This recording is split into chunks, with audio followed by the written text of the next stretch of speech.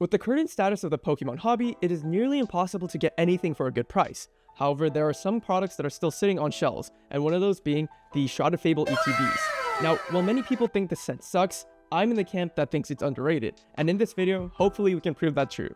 Hopefully we get a couple illustration rares and big hits, but even not, I'll talk about my thoughts on this set. Hey, my name is Collections, I'm Sean and I collect things, and this is my channel where I talk about the Pokemon card hobby, give advice, and open packs when I can get them for MSRP like this box. If this is the first video you're seeing from me, thank you so much for clicking on the video, it really means a lot, and if you are a returning viewer, thank you for the continued support.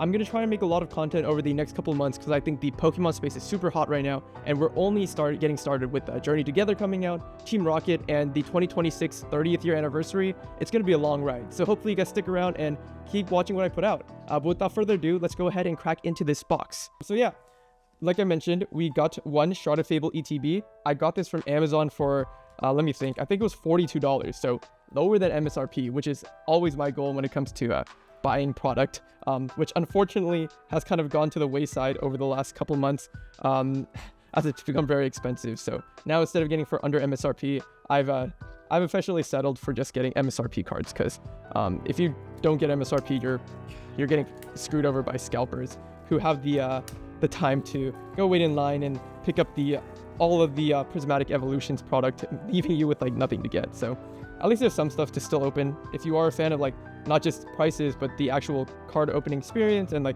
the Pokemon themselves, I think there's still a couple things you can pick up. Okay, so we got Shrouded Fable. I'm not going to go over the player's guide too in depth just because this set has been out for a while, but what I want is Cresselia, because I have one, but it's a really nice card. I want a grade one, and then I need the Duskull still. And other than that, I think the only other card I really need that I didn't pick up as a single is the Persian. So we get one of those three, and I will say this is a complete success, especially with the Persian right now doing, last I checked was $70. I'm not sure if that's still the case right now, but at $70, if you hit it, you easily pay for this box.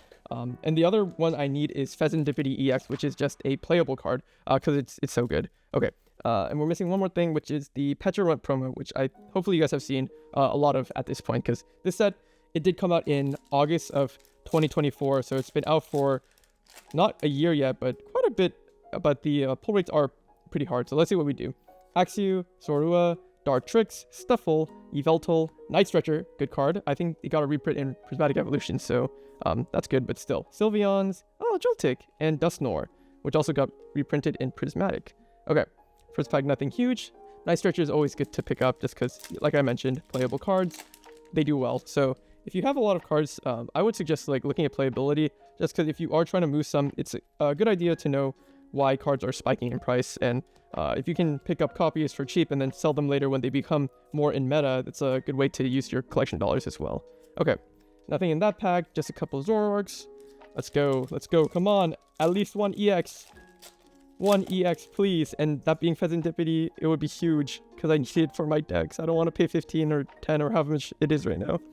Let's see. Absol, Galvantula, Malamar, Genesect, Power Glass, Slitherwings, and Cresselia.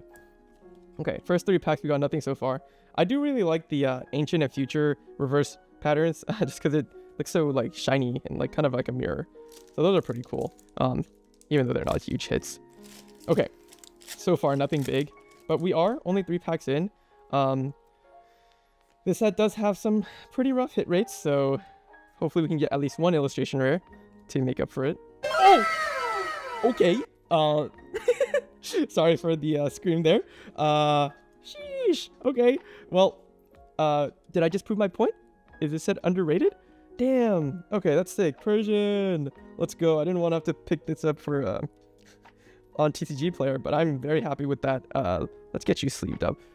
I know some people don't like ETB sleeves. I prefer them, but just to make sure, for now at least, it'll go into this penny sleeve, and then I'll probably move it to inner sleeve, and then ETB sleeve is usually how I collect my cards. But yeah, that's a huge hit. Oh my god, that's exciting.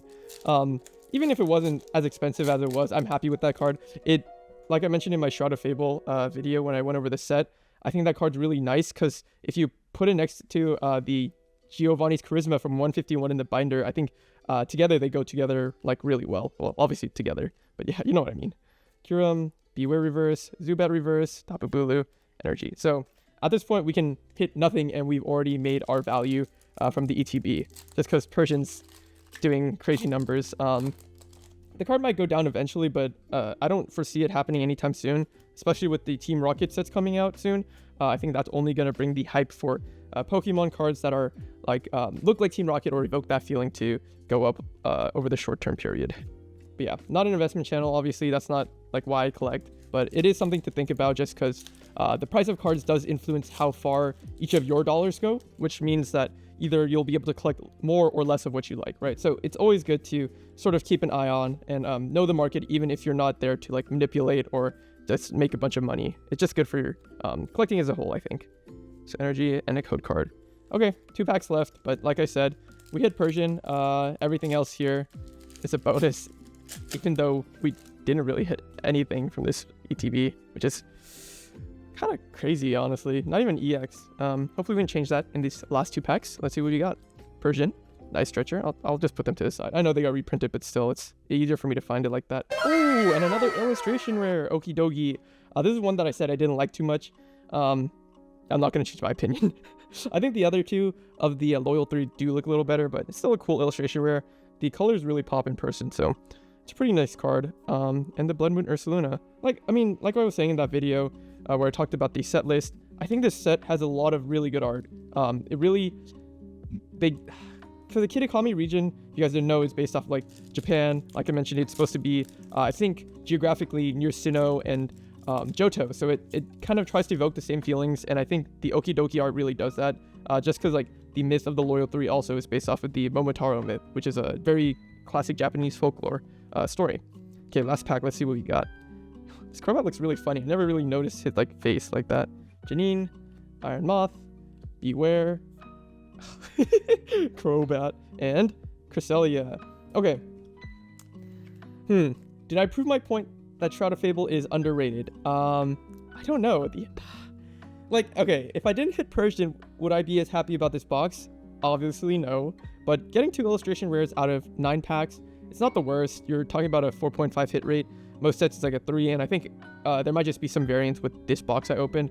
But still, like 2 illustration rares, and like regardless of how expensive they are, I think both of them look really stellar. Like this Okidoki, even though I don't like it that much, the composition's really nice. The way it's like standing in front of these mountains, it looks like it destroyed a mountain to get into frame, and it's super sick looking. And obviously this great hit of Persian, beautiful looking card, and then some night stretchers for me to play with. But yeah, I mean, obviously taste is subjective, but to me, I think Shrouded Fable is a pretty underrated set. I think this is the last Shrouded Fable I'm going to be opening though, because the Persian was like the last really big card I needed to chase, other than the special illustration rares, but I'll pick those up as singles, I think, just because special illustration rares are a little too hard to pull, in my opinion. But yeah, that's pretty much all I want to talk about in this video. I'll leave a link to my video where I talked about the set list in case you guys want to know my like full opinion of the illustration rares and special illustration rares. But if not, thank you so much for watching this video. It really means a lot when you guys click on the video, like, leave a comment, subscribe, all of that stuff. And I hope you guys stick around, because like I mentioned in the intro, I'm going to be trying to post a lot of informative content for you guys, some openings here and there, but I just want to make sure that everyone they can kind of grow in this space and have a good time collecting Pokemon, because at the end of the day, it's a hobby where you're supposed to have fun. But that's pretty much all I wanted to say, so thank you so much for watching, and I'll catch you guys next time.